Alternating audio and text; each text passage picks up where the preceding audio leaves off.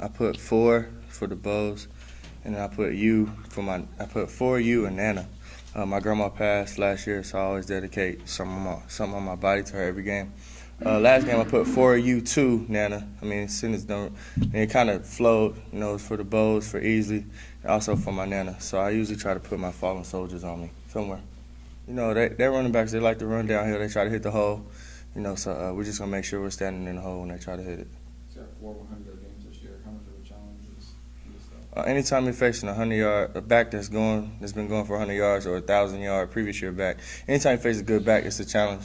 So it's something. We're prepared to stop the run. So it'll be a interesting matchup Saturday. But yeah, I mean, I feel the same. I'm still rested. It's not like we're the 8th game in the season. We're only 4 games in, and we've had a bye already. So everybody should be pretty well rested. Do you feel like you're playing as good as you've played here right now? When the opportunity arises, you got to take advantage of it. So every opportunity I get, I'm just gonna take advantage of it. I'm not the judge of how well I'm playing. I just go out there, perform, try to produce. It's a matter of the coaches and how they feel I'm fitting into the scheme. So I feel I've done well when I'm out there. We just got to keep that going. Is there anything specific you feel like you've done a better job of this year than in the past? No, I think I've learned the system a lot better, the ins and outs of it.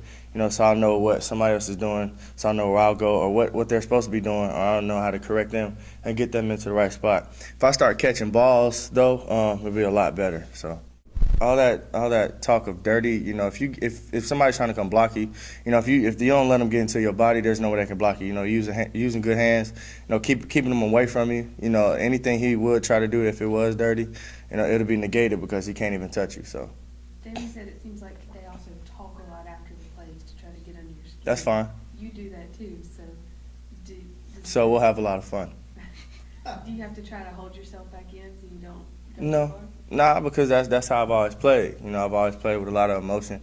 I love the game of football. So, I'm going to be out there. I'm going to be passionate about what I'm playing. And, I'm going to let you know what I'm finna do, and I'm going to do it. So that's just how I like to play. We're a physical team as well. So, we go against we go against physical opponents every day in practice.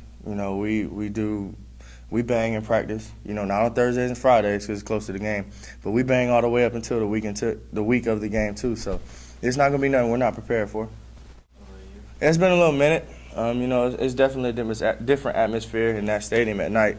It'll be exciting. A lot of young guys who haven't experienced it will get to experience it. And a lot of us older guys, it'll just bring us back to memories of us losing in the swamp when it was at night, and now we know what we're going to have to do to go out there and get a victory. So, Gilman always says the freaks come out at night, but I don't know. It's always a big game when you're playing at night. It's like the prime time game. So we just gonna be out there prepared. Gilman always says that. He's like in general or about freaks come out. I don't know. Freaks come out at night. We've had 2 night games in a row, and that's what he said. So I'm just saying what he said. Freaks come out at night. You know what that means? I don't know. Be ready for Friday. Be ready for Saturday night, I guess. No, because if you know how to control it, every player is different. Some players are calm before the game. Some players are hype, jumping around. So I'm different from how somebody else will be in the locker room. So everybody has their different pregame rituals. I can't try to impose my pregame ritual on them because that might mess up their mojo or whatever. So I let them be how they are. If they control their emotions and put it towards a good cause on the field, they won't have a problem. He finishes blocks. I tell you that much. When I've watched it on the field, like when we're sitting there watching offense for those 40 some odd minutes of the game, he finishes blocks. He's trying to find somebody and physically impose his big will on them. So I like that about him. A lot of people were saying that, because Driscoll, he'll have, he has more time here. We knew this was easy last year, and it's a sad way to go out like that. And to see what he was doing on the field, not saying nothing against Driscoll, but to see what Easley was doing on the field, it was just crazy.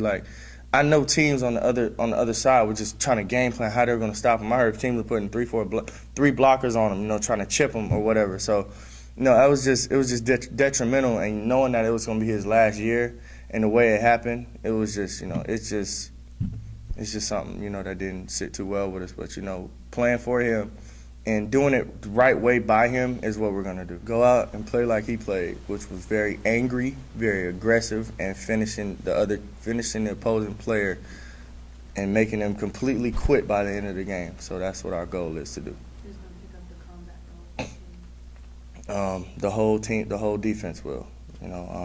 Not one person in particular. We'll just pick it up as a team. He was a big part of it, but we're gonna have to go on for him. Are you the main vocal guy with him now?